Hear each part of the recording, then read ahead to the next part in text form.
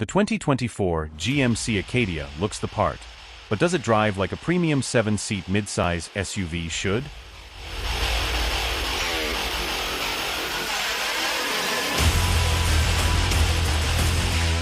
It's bigger and better all around than before. North America's love affair with SUVs is as steamy as ever and shows no signs of cooling off. GMC expects the mid-size SUV segment to grow from 2.5 million to 3 million units annually by 2030, and it's grown the new 2024 Acadia into a proper three-row vehicle again in an attempt to win more love from buyers. Early results suggest GMC may be on to something with the third-generation Acadia. The company says that 91% of people requesting information on the Acadia are new to the brand. Intrigued? We were when we first saw it last fall, and now that we've driven it, we can paint the whole picture. Back in 2018, GMC zigged when it should have zagged with the decision to shrink the Acadia's wheelbase by 6 inches. Unstretching its three-row SUV made using the third row, well, a stretch.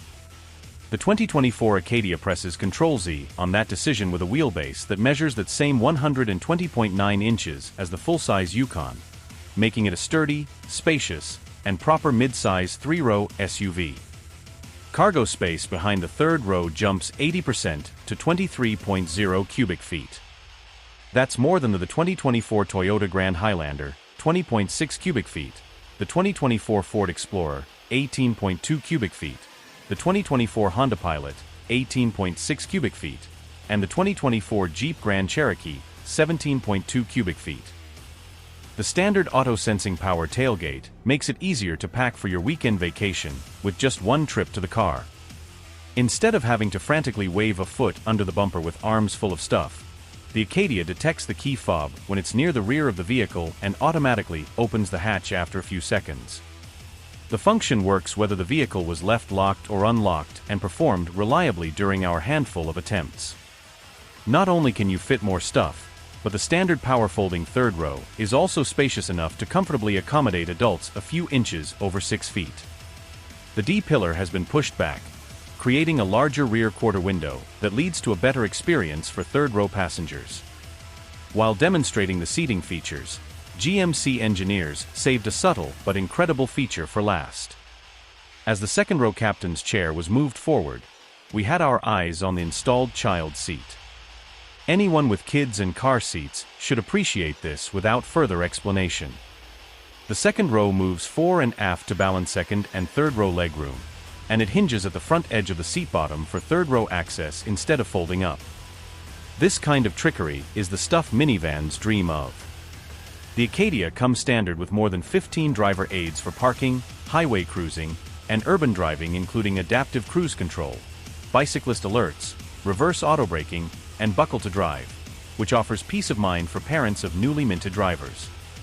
7 camera views are standard, with the optional rear camera mirror and trailer assist camera increasing the count to 9. The standard camera views are sharp on the 15.0-inch tablet-style high-resolution center screen. Some of the logic in the new infotainment system seems a bit dull, though. The headlights can only be accessed through the touchscreen, but physical climate controls remain. An 11.0-inch digital cluster handles relevant information for the driver, some of which can be viewed in the customizable 8.0-inch head-up display. The HUD is standard on the Denali trim and optional on AT4 and elevation trims.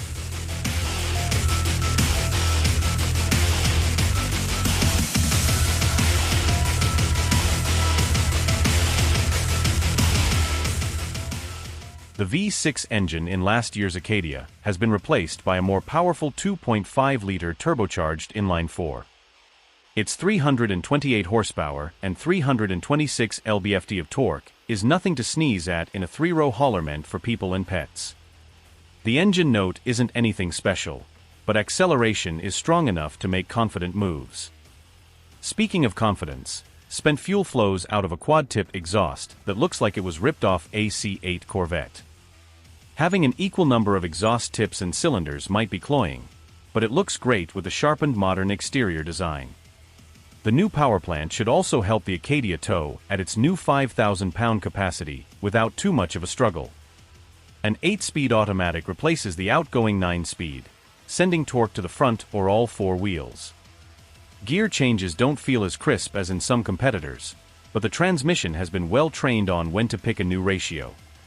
Downshifts are quick when passing, and the 8-speed never hunts around for gears. The bias toward comfortable fits the Acadia's target demographic of established adults looking for a vehicle to serve as the means to an adventure and not the adventure itself. The relaxed drivetrain characteristics continue into the chassis. The steering wheel feels about as disconnected from the road as possible, though it has enough weight to help smooth driver inputs. The Acadia uses a column-mounted electric assist motor, which is typically less expensive and easier to package than mounting the motor on the steering rack. Column-mounted assist motors are notorious for electrical noise and a twitchy feel, but the Acadia doesn't suffer that fate. GMC engineered an exceptionally smooth column assist, but it's easy to imagine a rack-mounted system, making the Acadia more satisfying to drive. Whether anyone loves or hates the steering feel might not even matter.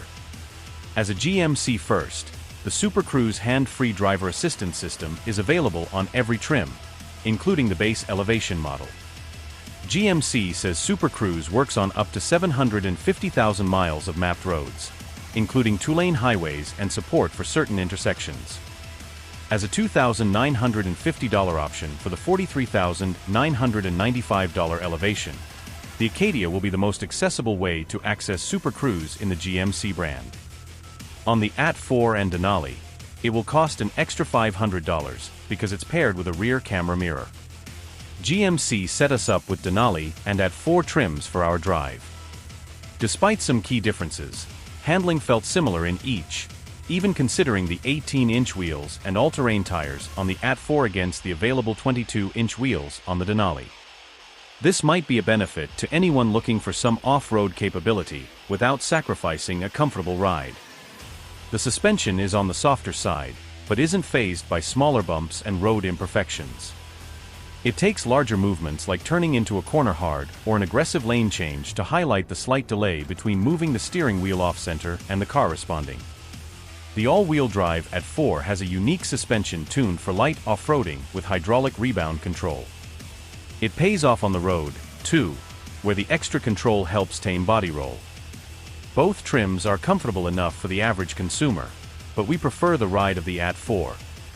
In the dirt, terrain mode's one-pedal driving and dual-clutch rear differential that shifts torque from side to side is a formidable combination. We drove through a short sand feature that forced one or two wheels off the ground, and the AT4 plowed through. The acceleration through deep sand almost felt quicker than on pavement. The tow hooks up front are true anchor points mounted to the frame. It isn't a hardcore off-roader, but the AT4 should take rougher terrain than most drivers are willing to attempt. The Acadia has great features available across the entire lineup, but its design is what really stands out, especially because the vehicle's function hasn't been compromised in the name of fashion. The Forest Storm interior suits the AT4, and the After Dark, all black, and sheer/very dark atmosphere options available in the Denali are stunning, depending on your taste. The sheer/very dark atmosphere highlights the spaciousness of the cabin with a lighter headliner and dark accents for a truly modern look. The Acadia surfaces wear different grains and stitching techniques well, giving a luxury light feel that fits with the pricing. With a few more pointy corners, the Denali could be at home in a Cadillac showroom, except that the ride quality doesn't quite fit. It's good, but the design is so good that you'd be forgiven for expecting a more luxurious ride at first. Keeping the badge on the grille in mind, it all comes together. The Acadia is slowly trickling into dealers now and starts at $43,995 for the Elevation, $51,395 for the AT4, and $55,695 for the Denali. Considering the standard equipment and exceptional interior materials and design, the 2024 Acadia provides solid value in any trim.